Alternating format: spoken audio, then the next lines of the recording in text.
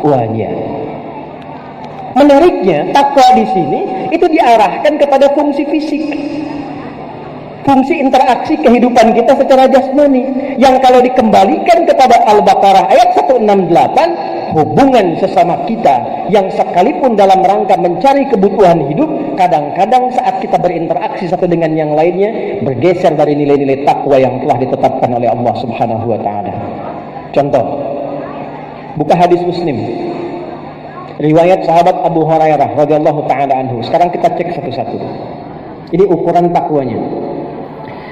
Nabi sallallahu alaihi wasallam satu kali sedang duduk dengan para sahabat, kemudian bertanya, "Atadrunal muflis?" Tahukah kalian orang yang bangkrut itu? Kata sahabat, "Al-muflisu al-muflisu fina ma la dirham lahu wa la mata." Ya Rasulullah, orang bangkrut menurut kami itu yang sudah tidak punya uang sepeser pun, gak ada aset sedikit pun. Secara ekonomi teorinya benar? Benar ya? Tapi perhatikan jawaban Nabi. Al-muflisu min ummati, orang bangkrut dari umatku itu. Perhatikan kalimatnya.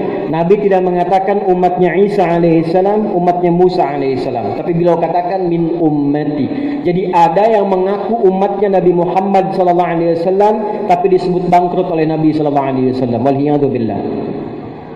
Kita umat Nabi bukan? Umat Nabi bukan? Sekarang lihat. Kata Nabi, ada yang mengaku umat Nabi tapi bangkrut di hadapan Nabi. Ya'ti yaumal qiyamati, dia datang di hari kiamat dengan membawa bisolatin, rajin salatnya. Jadi ada umat Nabi itu yang disebut Nabi saat di muka bumi rajin salatnya. Ingat loh, ini nakirah. Kalau nakirah itu banyak, umum, rajin. Wasiyamin, rajin puasanya. Wazakatin, juga senang mengeluarkan zakat, artinya punya kemampuan, kaya secara ekonomi. Perhatikan baik-baik. Wa ya'ti qad syatama hada. Cuman sayang, dia juga rajin mencela orang lain. Ada umat Islam yang saling mencela? Ada umat Islam yang bikin hoax? Ada umat Islam yang jadi buzzer? Itu hati-hati. Hati-hati. Disebut oleh Nabi ada sesuatu yang bergeser. Ya'ti qad syatama hada wa qadhafa hada, senang menuduh si B. Wa akala mala hada, memakan harta dengan cara yang tidak dibenarkan. Wa daraba hada, senangnya berkelahi. Wa sabaka dama hada, bahkan ada yang menumpahkan darah dan menyebutkan nama Allah di dalamnya. Tembak, dor, Allahu akbar. Bom, Allahu akbar. Na'udzubillah min dzalik. Hati-hati. Ada sekarang yang membom, menembak, membunuh, mengucapkan Allahu Akbar, ada? Tapi yang disasar itu bukan yang dibenarkan, kata Nabi. Ya. Hati-hati tuh, waktu kejadian bom Jalan Tamrin, itu saya sedang di Lampung. Begitu terjadi, pertanyaan jamaah di Lampung berkata, "Ustaz, apakah bom di Jalan Tamrin termasuk jihad fisabilillah?"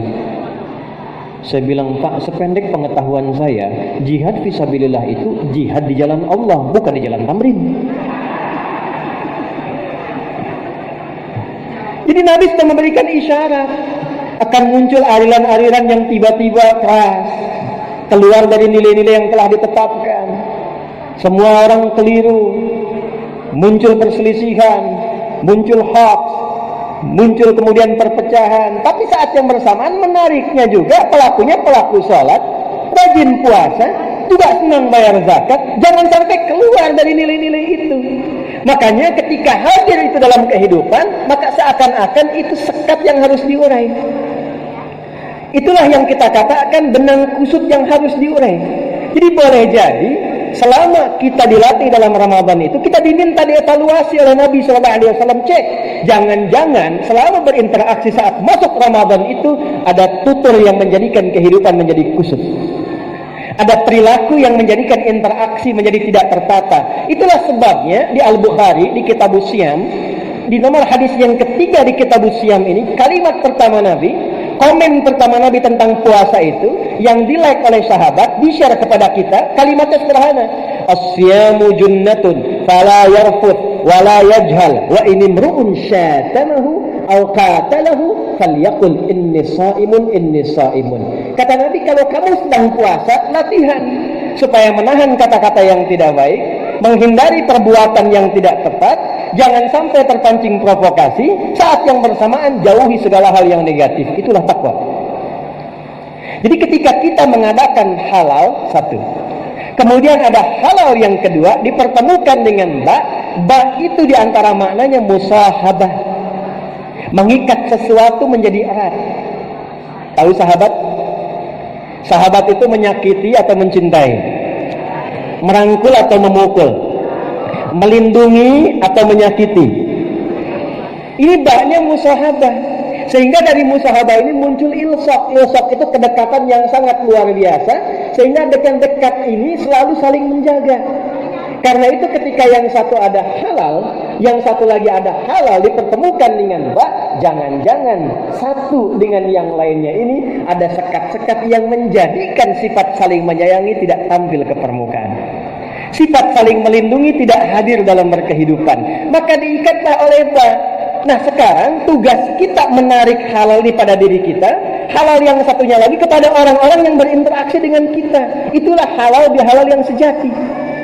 Coba cek, jangan-jangan ketemu hadir di sini, tapi saat datang di sini ternyata dengan orang tua masih ada persoalan, dengan pasangan hidup masih ada masalah, dengan tetangga masih ada sekat yang belum dihilangkan.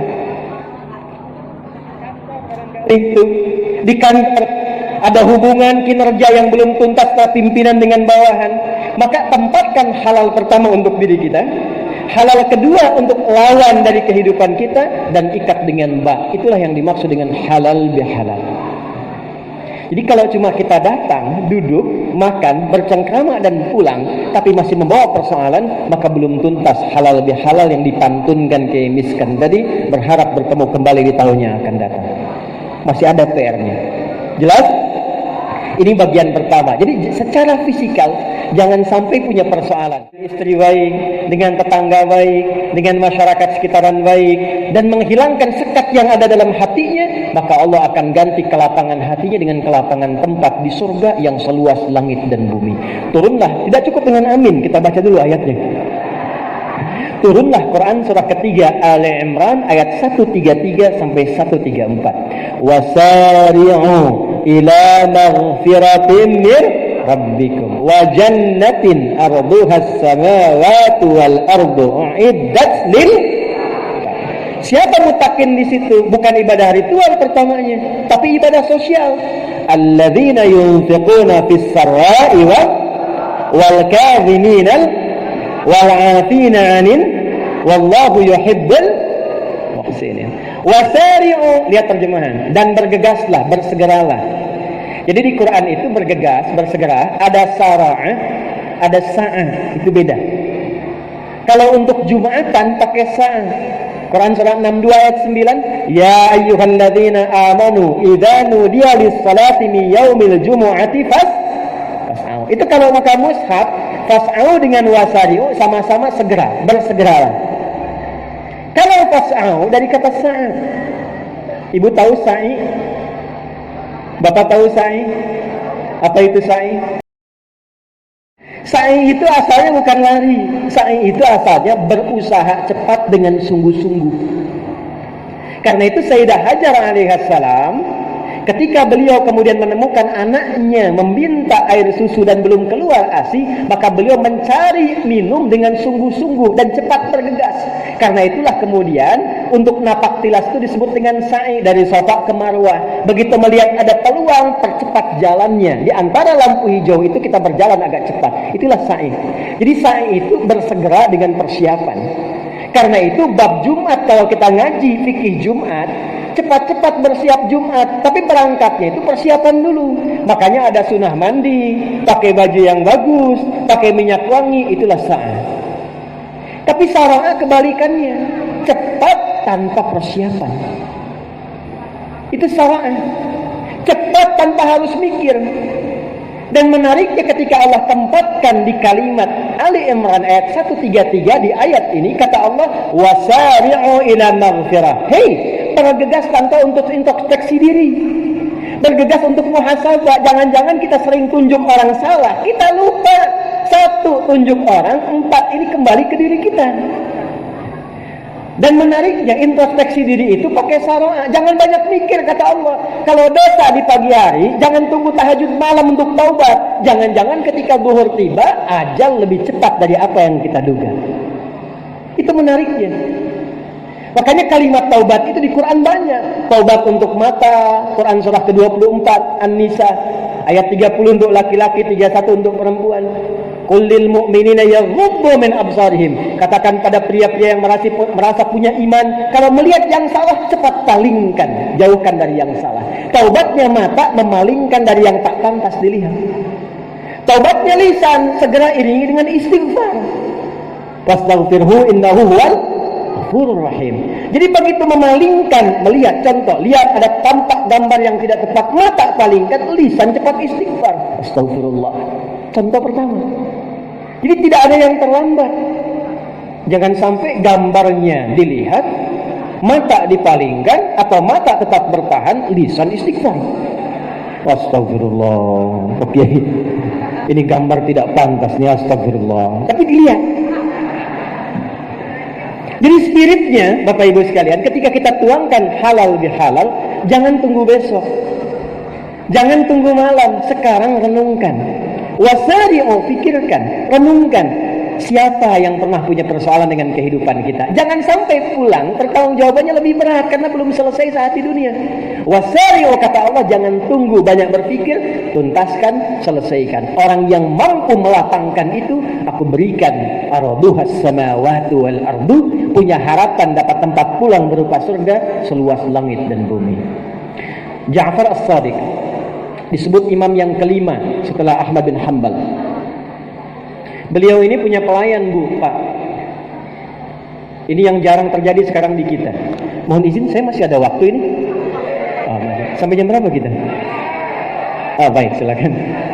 Baik, Anda sampai asar, saya setengah jam lagi pulang.